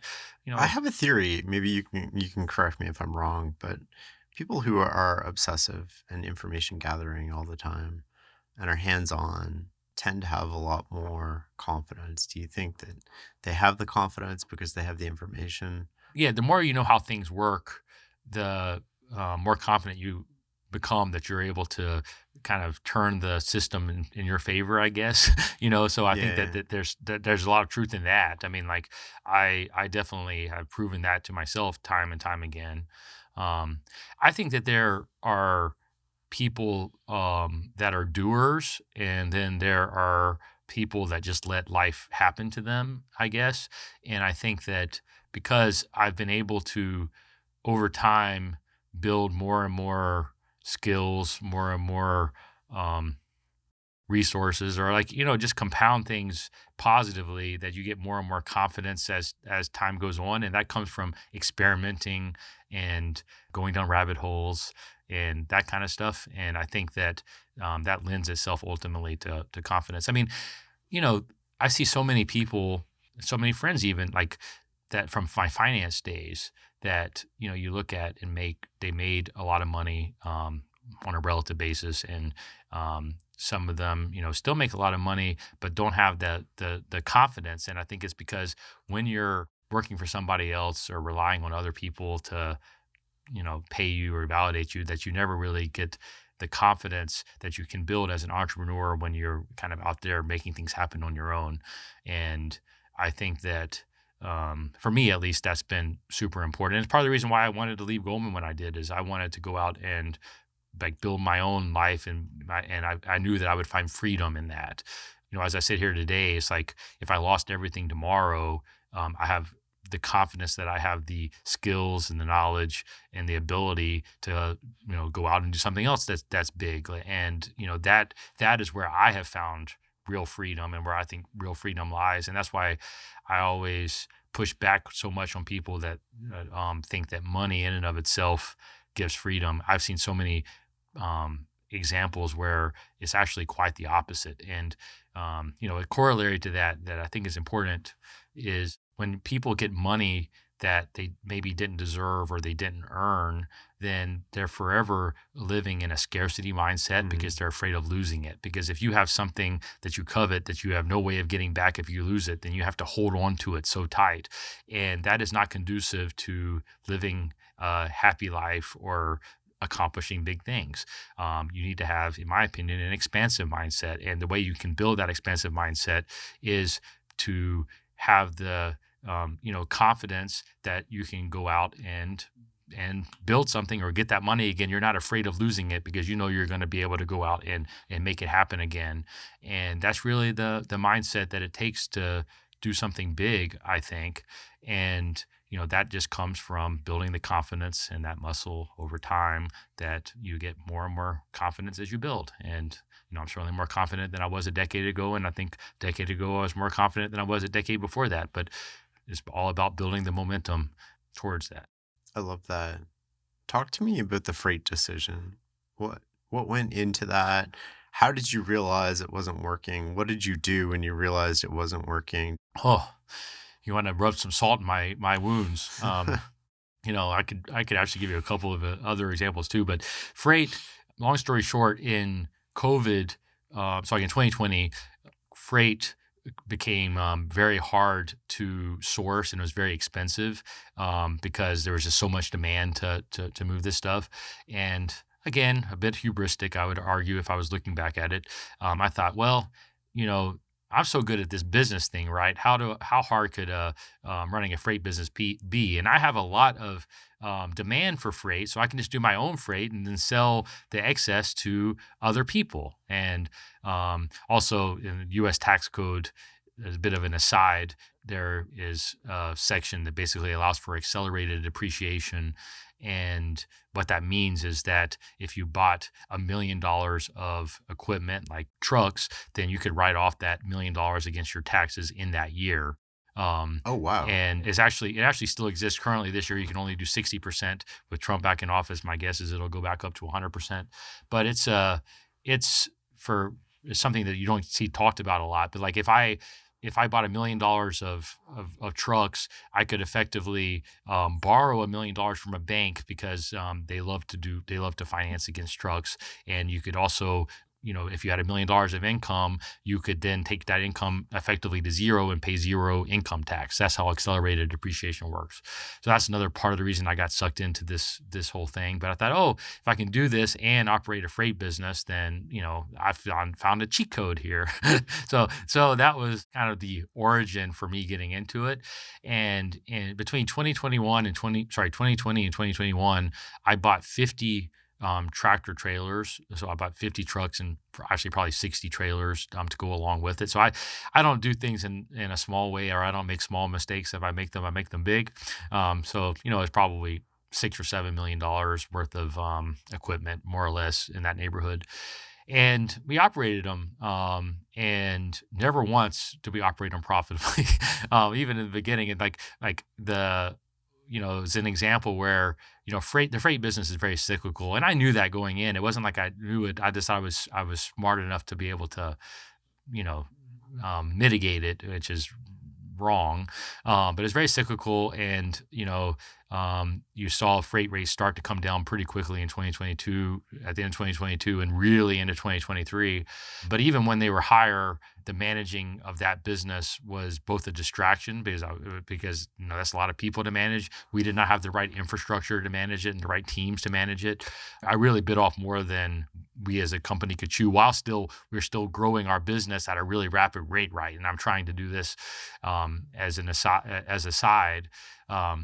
And so ultimately, I liquidated all of those trucks at the end of 2023. All in, that probably was a $3 or $4 million mistake on my side. But But the money is one thing. The biggest mistake was the lack of focus, or the energy that it took and distraction away from the core business, both for me and for people around me that were helping me to manage it. So But it cost you 3 to 4 million in actual money, but it cost you a lot more in lost focus. a lot more in opportunity cost, in my opinion. I mean, that's why I remind myself, number one, focus, because that's just an example. And I have others where you know I got off track a little bit, and I convinced myself that it was consistent with what I was doing, because you're always the easiest person to fool is yourself, always. And I fooled myself into thinking it was a good idea. I What's proved another myself wrong. example that comes to mind where you did that? Well, we actually did a video about it, but I effectively, in 2021, with a partner from Goldman, bought an HVAC service business in Hollywood, Florida, which is just outside of Miami. You're still operating this though. Well, it's different now, and we can talk about what that is. It's a big part of what I intend to do in the future. But long story short, we bought this business, and when we started operating it, it became clear to us that it was not the business that we were sold. And with What the scale party, was it when you bought it? How um, much revenue? it was doing about $5 million of revenue, Okay. and supposedly making $1.2 million of EBITDA at the time. That's a pretty good Um, margin. And yeah, well, a typical HVAC service business operates at about a 15 to 20% net margin is what you'd find most good HVAC services businesses operate at. The business we bought was different than the business that was represented, but I did that with a partner who still works with me today, and he's the guy that runs our HVAC solutions business. But I realized that we did that too quickly, and we again it was an arrogant decision. As I have this belief that any business problem is solvable, and I still stand by that very clearly, but I was not as close to that specific transaction as I probably should have been. And, you know, going into a new industry as I was more or less with that, I should have been a lot more careful. Even though I knew it was consistent with my longer term vision, I rushed into it. And that basically, we ended up having to shut down that business, and it cost us a total of $4.5 million. And I've taken the learnings from that, and now doing it right, and we're building out Filterbuy HVAC solutions, where we operate now in South Florida, and we intend to take that nationwide. But I'm doing it on my own terms, and really methodically building out our systems and processes, customer acquisition funnels, all of those types of things that I think are really important to be able to scale it. And so I really took a big step back to get it right this time around. Talk But to me about building that from the ground up. Like, how are you thinking about it? Sounds like you're thinking about it as a much larger business than it already is. So my intention is to build a nationwide HVAC service business, which in the U.S. does not currently exist. And so my benchmark for that is, could I, if I wanted to run a Super Bowl ad and have it be effective because it touches everybody that would be watching it, right? That's what a nationwide HVAC service business is. And right now, that's a very fragmented market. There are lots of mom and pop type, businesses that have maybe been around for a long time that serve, specific geographic areas, but there's no nationwide HVAC service business, at least not that I'm aware of, that, and there's been a lot of private equity interest in it because, as you noted, that there are good margins in that business. And so the private equity players end up rolling up businesses of different brands, but they can't consolidate them under one brand because they would lose all that goodwill or that brand equity, right? I'm in a unique position in that, we have sold to somewhere around 8 million unique residences across the country. All those customers, by definition, have an HVAC unit that needs to be serviced. So I call the air filter our Trojan horse into somebody's home. And so I think, like, when somebody's writing my biography in 30 years, I hope that that's what they're talking about, is like that was the start of this much bigger indoor air quality company that was ultimately built, because that air filter was the Trojan Trojan horse that got us that customer's relationship. So we already have a relationship with customers, and like the customer acquisition cost and the brand is actually the hardest thing to build from scratch. And so like we already have that as a starting point. But my belief is that the way that millennials and younger are want to interact with their service people is very different than how the older generation did. Like generally now, people do not want to haggle on price. They do not. They want transparent pricing. They don't want opaque pricing. Lots of factors like that. The HVAC service business is actually operates in kind of an old school way. And I think that there's room for a national brand that has the trust and the reputation backing behind it. That's something that the younger generations are actually looking for that does not currently exist, and we're in a unique position to build that. But I'd be remiss not to say that part of the reason I'm going so public with my personal brand is I actually think the way I'm going to be able to execute against that is ironically ultimately buying and partnering with other HVAC businesses that maybe are struggling or struggling to grow, or maybe are working in a niche market and want to be a part of something bigger. I want to bring the brand and the kind of operational playbook and expertise to partner with them, potentially maybe buy a majority stake and partner with them to really grow that business. Kind of a model is what I ultimately intend to do with my personal brand, and why I'm starting to be public about it. And the difference between like when I bought that first HVAC business that failed is I had not built my own operational playbook yet that I was comfortable with going out and doing at scale. I hadn't really done the work to deserve that yet. I was just trying to buy somebody else's, and for me at least, that just doesn't work. And so now I'm really going through the process of building out that operational playbook that can scale, and then I'm going to hopefully scale that by acquisition and by partnering with businesses to do it quickly. What goes into that playbook for HVAC? Well, I mean, it's really for any business, it would be the same. It's like, how am I going to deliver a product or service consistently? So having the infrastructure to do that, and hiring experts. In this case, now I'm far enough along, I can really hire experts to help me to build that. Make sure that we're operating in the most efficient way possible, offering the best service possible, doing that consistently, doing that repeatedly. So that's one. And the second, and arguably the trickiest, although they're both tricky, is the marketing and branding, right? And customer acquisition costs in the HVAC service space is very high. I mean, you may be paying $500 for a new customer on average if you're looking for a replacement or whatnot of an AC unit.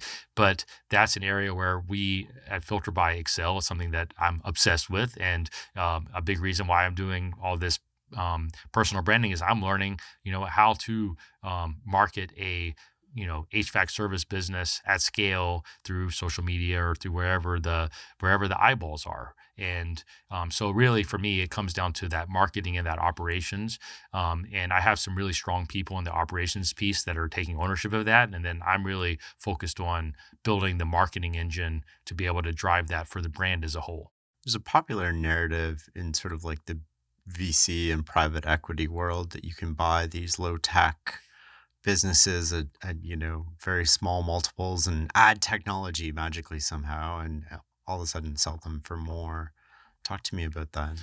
Yeah, I kind of position myself as the opposite of private equity in that, and I want like anybody that may partner with me or partner with us to know that and to believe that, because I believe in adding long-term value. And, I have no intention to sell my businesses. I think there's a world in which we may go public one day way down the road. But other than that, like I'm in it for the long haul, and I don't have any intention to buy it and, flip it, which is what the mindset of so many of these private equity firms have.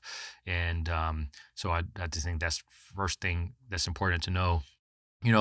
I think that the smaller HVAC service space or any service space is incredibly tough, and it's a lot tougher than, there are a lot of, big social media people currently that are, you know, are big proponents of that type of a model, than doing it on small scale. And like, all I can tell you is that, I have a lot of resources and have done, and I think I'm a pretty established and good entrepreneur. And my first acquisition, I lost $4.5 million. And that was on a, $3.5 million purchase price. So we had managed to lose more than we paid for the business, in trying to fix it. And so there are risks involved in doing this stuff, and the operational risk are huge.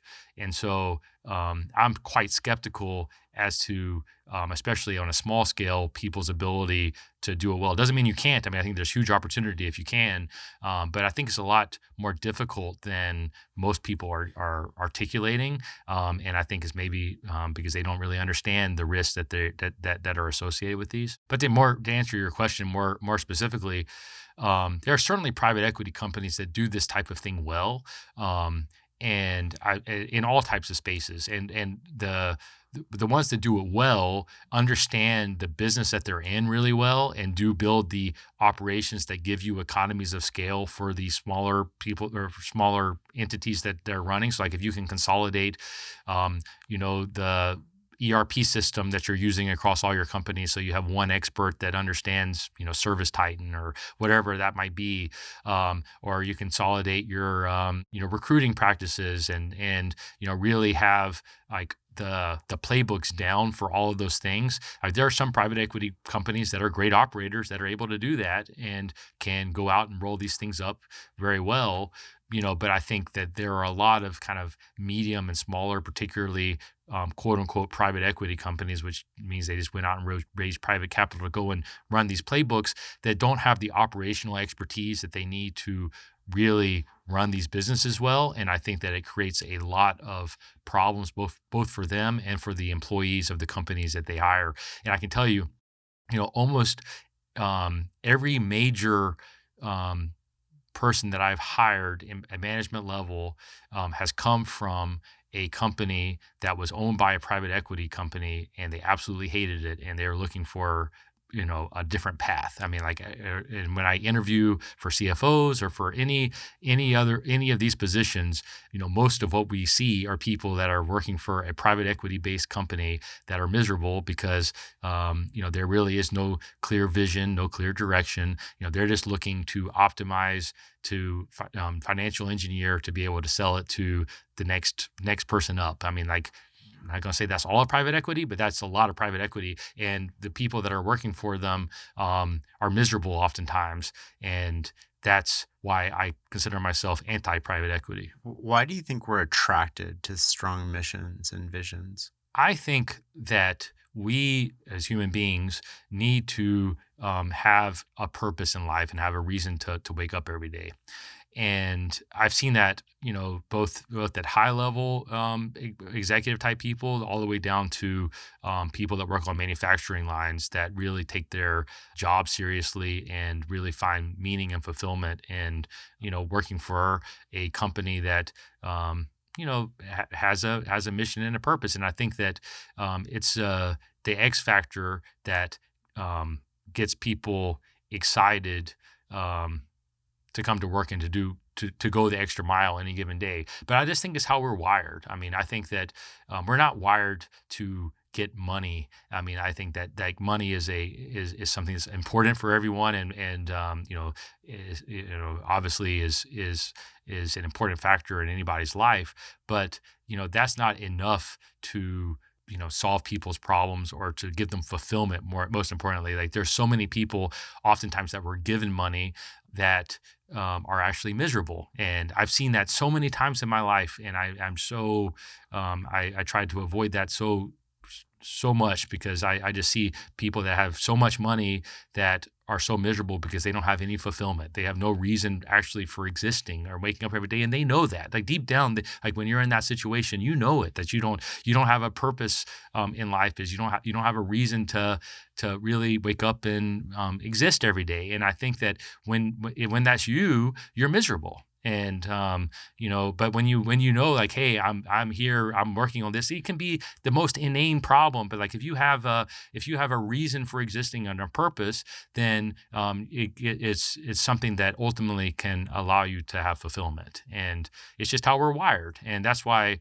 and it's something I don't think we talk enough about, because we all focus on the material, and the material stuff is important, don't get me wrong. I mean, I think material stuff is very important, but that's not enough. Just take a little step back about it. About 2 years ago, and really when I started working with Dr. Gerner, I was having a little bit of a crisis of self, in that what do I want out of life? I could sell the business and, have more money than I could ever spend or my children could ever spend.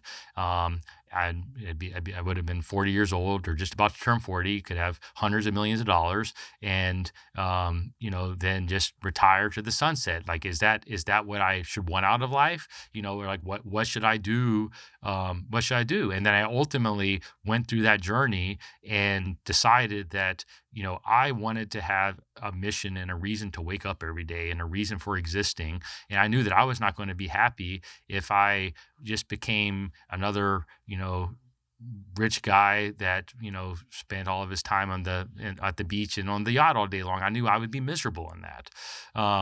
Or with the foundation, even, that I just, pretended to give a little bit of money away, so I had something to do. I just knew that for me, I would only find misery in that. And so that's what ultimately led to me, creating my mission of building the world's leading indoor air quality company, because that's something I know I can work on for the rest of my life, and be excited about and be proud about, and hopefully rally people around me to work on and achieve that together.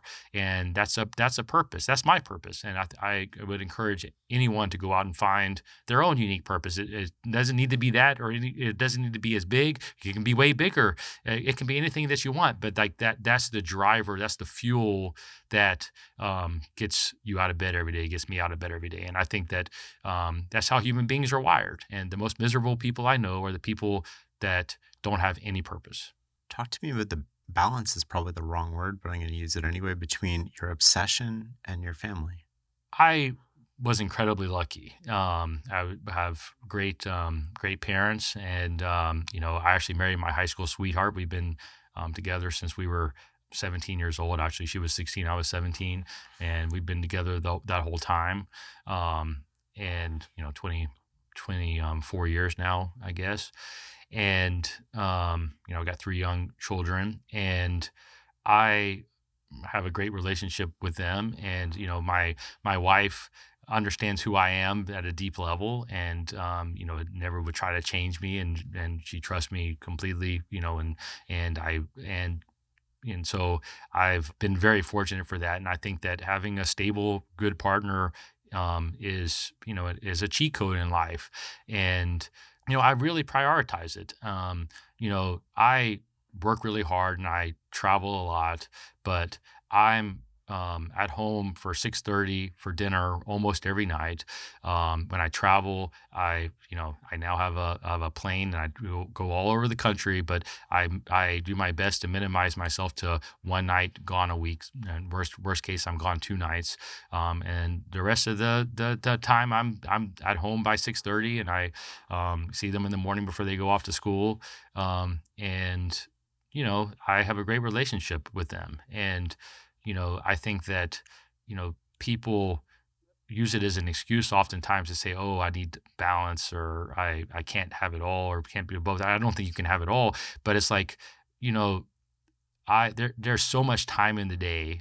And you just have to prioritize the things that are important to you. And for me, it's my business and my family. And, there are a lot of things I don't get to do that other people may do.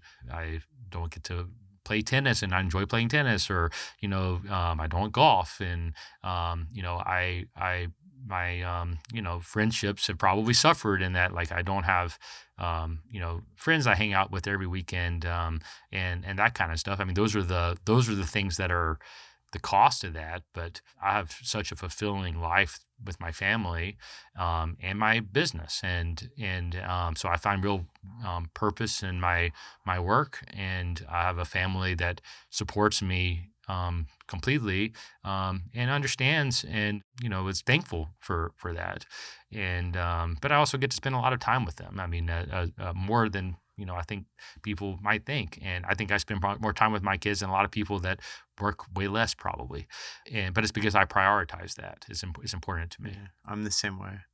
You mentioned a stable partner being a cheat code for life. What are the other cheat codes? What would you tell me? I don't want to sound like a broken record, but ultimately, really self awareness and knowing like what you need out of life is a huge cheat code. I think a lot of people are trying to live somebody else's life, and I think, and then wondering why they're unhappy, and it's because they're trying to live somebody else's life, and that's what's so dangerous about the modern influencer culture, because it's so easy to want to live somebody else's life. We all fall into it. Charlie Munger, probably my greatest virtual mentor, had a saying that the thing that drives the world isn't greed, it's envy. It's envy. Envy is the real problem, because people always want what somebody else's has, and I think that it's very easy for us to fall into that trap, but that ultimately leads to misery, because what works for you is going to look very different than works for me, and that's what's beautiful about it. But if I tried to be you or you tried to be me, we would both be miserable, even if we were financially successful. Right. Yeah. At least that's my belief. And I think that self-awareness of knowing like really who are you, and like what do you what really gets you going, and what do you really need out of life to have a fulfilled life, is the biggest cheat code of all. And I think it's the thing that most people don't spend any time actually thinking about. There's a lot of people who get to a certain level of success, be it whatever it is, 5 million, 10 million, 100 million, and they take their foot off the gas and they start living a lifestyle, and maybe or maybe not that lifestyle sort of becomes too expensive and they have to go back to work. A lot of people, I know a lot of people that's happened to. So do I. What keeps you going? My mission. I mean, I as I told you, I mean, I had a bit of a crisis of self. I wanted to know, like, I wanted to answer that question myself, right? And for me, I like to think about what am I going to be thinking about on my deathbed. And I know for me, the things I will regret are things that I did not try, or that I knew I could have done or thought I could have done if I put in more effort, or things that I didn't do because I was fearful. Those are the things that I'm going to regret. It's not going to be the times where I make a mistake. And I know that I am uniquely gifted in a number of ways, and I feel a tremendous responsibility to those people I touch and the people around me to have a positive impact. And that sounds corny to say, but it's really a big driver for me. And I know that if I just gave up now and sold to a private equity company, or took a big check from somebody and then just kind of went to the sunset, that I'm not fulfilling my full potential. And I know on my deathbed that I would regret that. And so for me, there is no other option but to see how big of an impact I can have. And that what exactly that means is maybe somewhat nebulous, but I intend to have a very big impact on the people that I touch. And I think I have a duty to do that. And that really drives me, and what ultimately led to me building this mission to give me a framework for thinking about it. Talk to me about the lifestyle creep. You mentioned you've seen this before with people. Is there, without mentioning names or anything, is there an example that stands out to you that other people might be able to learn from who are listening to this? A lot of Well, incredibly successful people listen to this. And yeah, well, the examples that I've seen come back to something we spoke about earlier in the conversation. But, when you're relying on other people or a paycheck or one income stream to pay your bills, and then it may be like if you're working in finance and you're making a few $1,000,000 a year, then your lifestyle creeps up to that, and then you wake up one day and maybe you're not as marketable as you were before, and you don't have any other skills, and you don't have the muscle of building those new skills, and then you're in trouble. And I know a number of people that have lived that, because it's easy to think, oh, this is going to go on forever, and then it inevitably doesn't. And even if you have a lot of money, it goes back to that scarcity mindset. Because you're so afraid of losing it, you can't spend it, you can't invest it, you can't like take the risk that you need in order to be able to go out and build that lifestyle again, so to speak. And so most of the people that I've seen that have been impacted have come from like the finance world, that that is now declining as a share of GDP. And so, it's just contracting. There's not as much money as there was before. And then a lot of those people get to a point where then they're not employable at the same level, but they still have that same lifestyle. And even if they have, a decent amount of assets, they're then ironically taking less risk with them because they're afraid of losing it, which creates this whole negative kind of spiral with that. So that's what I have seen. I think it's easy to have lifestyle creep. I mean, like I look at I always talk to my wife. It's like, when I travel or go out, it's mostly work related. So like when I look at our personal expenses, like my wife is not a big spender, and I'm very thankful for that. But I look at it and these things add up so much, and you're like, how do regular people do this? Like it's easy. It's easy for that to happen. And the more successful you are, ironically, the more people take advantage of you, and it's in subtle ways, but it's definitely one of those things that happens. So I understand how things creep up, but I come at all of these things from a place of abundance, and I have the confidence to go out that I know I can go out and build what I've got to build, and I earn more than I spend, and I really do that through the business and compounding it. So I'm certainly fortunate, but I think the way that you ultimately combat it is to build the skills to be undeniable, and then you have the confidence that you can go out and earn what you want. I mean, I'm so adverse to the thinking of, oh, I need to cut my expenses and live like. To me, the answer isn't living a lower lifestyle in those cases. The answer is going out and figuring out a way to add value to be able to deserve that lifestyle. And that's not great advice for everybody. I mean, everybody's different, but that's just how I'm built and how I have to frame it and how I have to think about it. We always end on the same question, which is, what does success look like for you? What does success look like for me? You're on your deathbed. Yeah, is to not have any regrets of not doing something that I knew I should have done, or not have tried something where I'm saying only if, that is the thing that I think about that every day. Like when I'm making a decision or deciding to go into something, like, am I going to regret not trying it? And so like, that's why this personal brand thing, I was private for so long, and I really was scared of going out and being so public, and especially in the way that I am now, or to, telling the world I'm going to do something so big. This really scared me. But, ultimately I know that if I didn't do it, on my deathbed, I would say to myself, oh, I wonder only if, and that is just not acceptable to me.